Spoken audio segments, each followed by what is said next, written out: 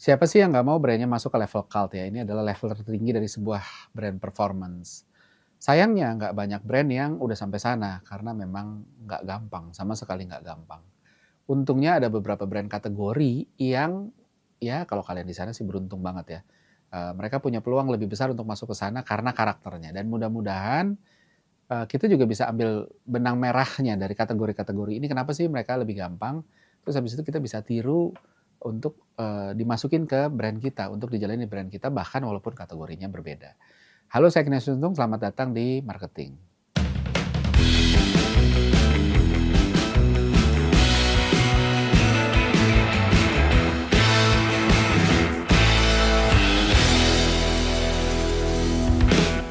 Impian semua orang, semua pemilik brand ya, itu kan, untuk masuk ke dalam level cult brand-nya gitu. Apapun yang dibuat, dijual, akan dibeli oleh konsumen, produknya laku, terjual bahkan dengan harga yang nggak ngotak kata orang gitu ya, yang premium, yang kualitasnya sama dengan produk lain. Nah, konsumen bukan lagi mengambil peran sebagai pengguna aja ketika udah di level cult, tapi juga sebagai endorser. Mereka secara sukarela itu mempromosikan brand ini ke orang-orang sekitar, dipamerin, bangga pakainya gitu. Mereka juga berfungsi sebagai brand protector. Ketika ada yang ngejelek-jelekin, ngebully brandnya, ada haters gitu ya, mereka jadi protektor. Bahkan kekurangan brand-brand ini juga mereka anggap sebagai ciri khas, jadi bukan sebagai kekurangan. Misalnya Harley. Harley itu panas, getarannya keras, tapi orang bilang this is Harley man gitu. Apple juga sama, colokan yang tersedia cuma satu jenis. Sekarang mendingan udah pakai USB-C. Dulu pakai Thunderbolt, which nggak banyak orang yang punya. Belum lagi colokan USB-nya biasanya dikit gitu ya. Dan kalau mau connect ke apa namanya proyektor itu kalau brand lain udah pakai VGA HDMI, kalau ini mereka masih pakai mini HDMI yang nggak umum. Alhasil ya perlu dongle atau konektor atau converter. Jadi sama sekali nggak mudah. Nah, tapi balik lagi Apple fanboy sih nggak lihat itu sebagai kekurangan, malah dilihat oh ini Apple ya ciri khasnya gitu. Begitu juga dengan Vespa tua. Ganti ban belakang itu susahnya ampun-ampunan karena ban belakang nempel sama mesin. Bannya kecil, terus udah gitu mudah oleng kalau bermanuver ya. Mesinnya juga di samping sehingga berat ke sebelah, ke kanan. Belum lagi BBM-nya harus dicampur oli. Nggak umum untuk market Indonesia, tapi tetap aja dianggap sebagai ciri khas. This is Vespa gitu ya. Jadi terbukti bahwa untuk fanboy, cult brand itu nggak punya kekurangan. Mereka selalu bisa memutarbalikkan fakta atau melihat dari perspektif yang berbeda sehingga kekurangan ini justru jadi satu ciri khas gitu ya. Dan menarik lagi konsumen di brand ini jadi konsultan dari brand. Ketika ada sesuatu yang mengecewakan dan tidak bisa diterima, ketimbang pindah ke brand lain secara langsung, mereka justru menyurahkan masukannya dulu ke pemilik brand tentang perbaikannya. Ini pernah terjadi dulu sama Coca-Cola. Suatu saat Coca-Cola merubah racikannya karena ada serangan dari Pepsi Challenge. Terus habis itu mereka memperkenalkan racikan baru sebagai The New Coke gitu ya. Sayangnya The New Coke itu ternyata nggak begitu baik responnya di market dari sisi selera gitu ya. Nah ketimbang usernya pindah gitu ya, mereka malah demo di kantor Coca-Cola minta untuk ngembaliin racikan yang dulu, bring back the classic Coke. Bahkan kalau brand kita punya konsumen yang kayak gini, kekurangan bisa dianggap sebagai ciri khas dan bahkan kalau segitu nggak bisa diterima sekalipun, mereka ngerespon dengan baik dengan habis itu kasih masukan ketimbang ghosting ya, ditinggalin begitu doang. Nah bayangin siapa yang nggak mau punya brand kayak gini? Kayaknya tinggal fokus bikin produk, jualan akan jalan dengan sendirinya. Bahkan ketika produk nggak sempurna, masih bisa terjual dengan relatif baik. Sayangnya untuk bisa masuk ke level ini, nggak mudah sama sekali. Persentase brand yang di sini mungkin di bawah 1%, artinya dari 100 produk, mungkin cuma satu produk yang di level ini. Dan walaupun brand perception dan brand leveling merupakan subjective experience ya, bisa jadi nggak sama. Misalnya apa sih, Apple buat sebagian orang ini brand idola, tapi buat orang lain biasa aja lah gitu. Jadi ini yang namanya subjective experience. Bahkan brand-brand yang tadi udah saya sebut bisa resonate secara berbeda di benak tiap orang yang berbeda. Karena kembali lagi prinsip brand itu kan brand bisa di-plan di otak kita sebagai marketer atau di laptop gitu ya, tapi pada akhirnya itu bentuknya di benak konsumen. Jadi maka dari itu brand itu adalah subjective experience yang bisa berbeda. Nah, gimana kita bisa bilang ini brand udah level cult apa enggak? Nggak ada rumus bakunya, tapi ketika sebuah brand jumlah konsumen yang di level cult-nya udah cukup signifikan dan cukup terlihat, sementara detractor atau orang-orang yang nggak suka sama brand ini nggak begitu terlihat atau bahkan nggak ada, maka kita bisa bilang brand tersebut di level cult. Ada brand-brand yang menurut saya udah di level cult, supaya bisa kebayang ada Harley, Apple, Canon, Nikon, Vespa, Supreme gitu ya. Buktinya apa? Cult brand biasanya secara organik membentuk tribe community yang berdevosi terhadap brandnya. Ini karena mereka sebegitu mengagumi brandnya dan mereka berkelompok untuk jaga memvalidasi kekaguman terhadap brand tersebut. Harley punya komunitas, harganya mahal masih dibeli, punya ritual untuk bentuk kekaguman ya. San Mori, Touring punya kelemahan tapi juga tetap masih dibela gitu ya. Nikon Canon juga sama, udah jadi agama. Fotografer juga tanya, agama lo apa? Jawabannya Nikon atau Canon. Gitu. Mereka juga punya kebanggaan, bahkan sering berselisih gara-gara beda agama tadi itu ya. Supreme juga sama, fanatismenya melebihi logis. Supreme jualan batu bata aja dibeli dengan harga yang sama sekali nggak murah. Padahal batu bata nggak ada hubungannya sama Supreme, which Supreme itu kan produk fashion. Apple dan Vespa tadi kita udah jelasin ya. Nah, tapi ada beberapa produk kategori yang karena nature produk dan consumption-nya punya chance lebih terbuka untuk masuk ke cult, gitu ya. Mereka adalah satu brand premium, yang kedua klub olahraga, yang ketiga musik artis, dan yang keempat adalah agama, gitu ya. Jadi keempat kategori ini, walaupun orang bilang loh itu kan bukan brand gitu ya, nggak bisa, semua adalah brand. Saya pun brand, Anda pun brand gitu ya. Jadi sama ketika kita ngomong agama pun juga brand. Klub olahraga itu juga brand. Nah, kenapa empat kategori ini bisa relatif lebih mudah untuk jadi cult dan gimana kita bisa mempelajarinya untuk habis itu ditarik, oh kalau gitu kita ambil ini aja, kita terapin di brand kita. Yang pertama jual keyakinan. Ini saya pernah ngomong juga ya, ini prinsip dasar yang harus dipegang oleh semua brand. Walaupun nggak mudah dijalanin, untuk 4 brand tersebut jadi lebih mudah karena pola konsumsinya dekat dengan itu. Agama udah pasti nih menjual keyakinan ya, no debat, udah selesai.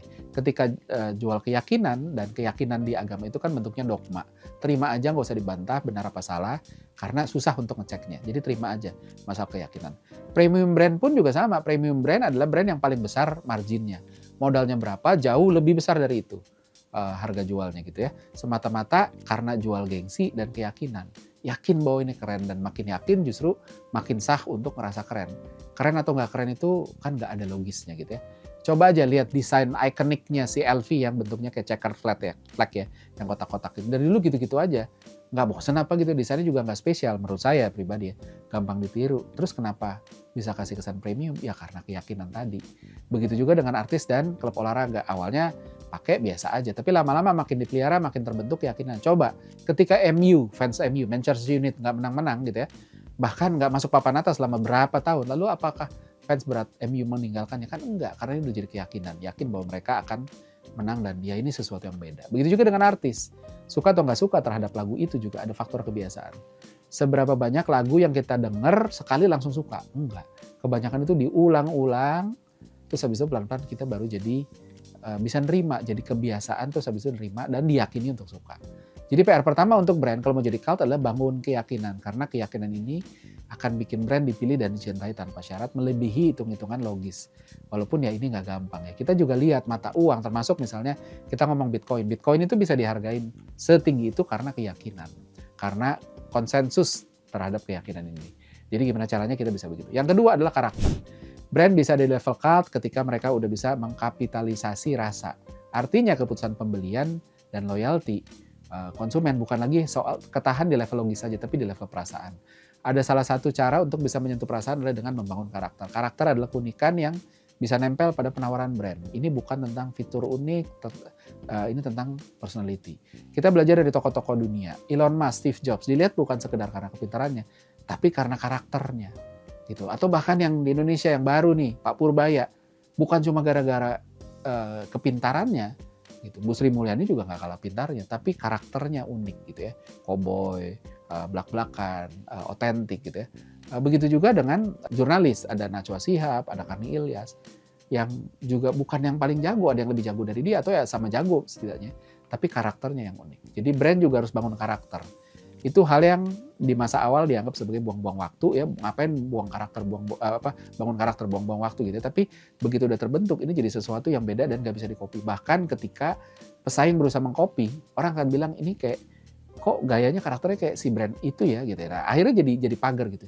Karena karakter bukan cuma sekedar jadi sesuatu yang diingat, tapi juga berfungsi untuk memproteksi dari jebakan paritas untuk tetap stand out.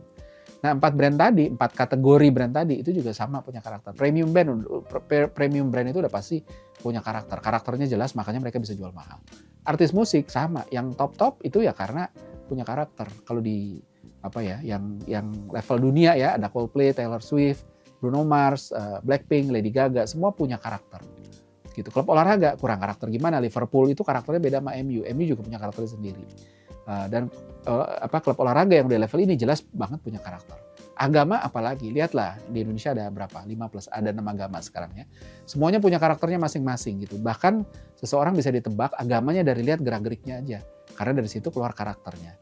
Bahkan misalnya ya, agama Katolik sama Kristen itu kan sumbernya sama, terus habis itu mereka pecah ya. Nah ketika pecah pun tetap kita bisa lihat orang Katolik itu karakternya berbeda sama orang Protestan misalnya gitu. Jadi karakter penting. Yang selanjutnya lagi adalah identitas. Saya pernah bahas ini di episode awal ketika ngomongin cult brand. Jadi yang bikin brand jadi cult adalah dalam arti dibela mati-matian sama penggunanya adalah karena brand cult itu udah jadi identitas. Sehingga menghina brand yang digandrungi sama dengan menghina dirinya. Nah, kalau kita lihat brand premium, belinya aja udah mahal, terus brandnya diledek. Alah, tas gitu aja harganya puluhan juta. Gila apa? Yang dihina produknya padahal. Tapi sebagai pembelinya kita tersinggung karena seolah-olah itu secara tidak langsung bilang kita bodoh beli tas yang nggak layak untuk di harga segitu. Kalau olahraga dan agama, ini jelas banget. Jangan sekali-kali menghina dua brand ini gitu ya. Bisa berantem tuntutan sampai kekerasan karena mereka udah menjadi bagian dari tribe ini, jadi jangan disinggung. Musik artis juga sama, walaupun ini nggak terlalu tersinggung kalau dihina, tapi ya udahlah gitu loh. Orang kalau ini kita akan dia nggak ngerti gitu kalau dia nyinggung musik artis yang kita idolakan. Jadi bisa dibilang keyakinan dan identitas itu sebenarnya satu paket. Ketika kita yakin maka identitasnya nempel di situ. Dan ketika dihina maka kita tersinggung dan ngelawan. Maka dari itu gimana caranya brand bisa ngebangun identitas? Dengan berbagai macam brand aset gitu ya. Desain yang ikonik, karakter yang unik dan lain sebagainya. Kalau 3 hal tersebut sudah dibangun dengan konsisten maka akhirnya bola saljunya pun akan menggelinding, semakin banyak orang yang akan menggandrungi brand tersebut, join dalam tribe tersebut. Dan akhirnya jadi social proof. Efek yang diciptakan jadi seolah-olah makin terkonfirmasi. Tuh kan banyak yang udah pakai dan akhirnya makin banyak lagi orang yang pengen gabung. Gitu karena lebih yakin tidak salah. Toh yang ikut udah banyak jadi harusnya sih nggak salah lah gitu ya. Kalaupun salah minimal nggak sendiri. Makanya penyebar agama dan misionaris agama juga biasanya akan lebih mudah mengusisi ketika bola saljunya sudah bergulir gitu ya. Karena mendorong pertumbuhannya nggak sendiri dan makin banyak orang masuk. Begitu juga dengan klub olahraga, musik, artis, dan brand premium gitu. Kekhawatirannya pudar, perceived risk-nya juga pudar. Akhirnya orang juga jadi lebih masuk. Dan ini makin diperkuat lagi dengan rutin ritual. Sama kayak Harley, Vespa punya ritual San Mori, touring bareng. Sama kayak Nikon Canon punya hunting foto bareng. Cult dan tribe-nya semakin kuat ketika dipelihara dan dipertontonkan dengan rutinitasnya. Agama juga jaga rutin ibadah, klub sepak bola juga jaga rutin bertanding, nobar, kopdar, musik artis juga jaga rutin konser, dan premium produk pun juga jaga open house-nya rutin. Nah, pertanyaan selanjutnya, seberapa brand kita mau belajar dari hal-hal itu dan nerapin di bisnis kita? Nah, sebelum kita akhiri, seperti biasa ada kuis berhadiah menarik sebagai berikut.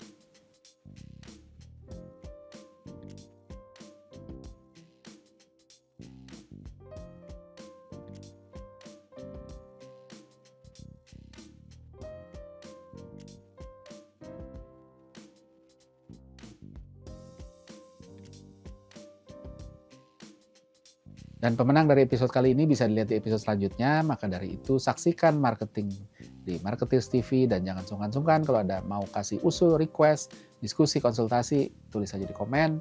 Saya Ignatius Untung, pamit undur diri.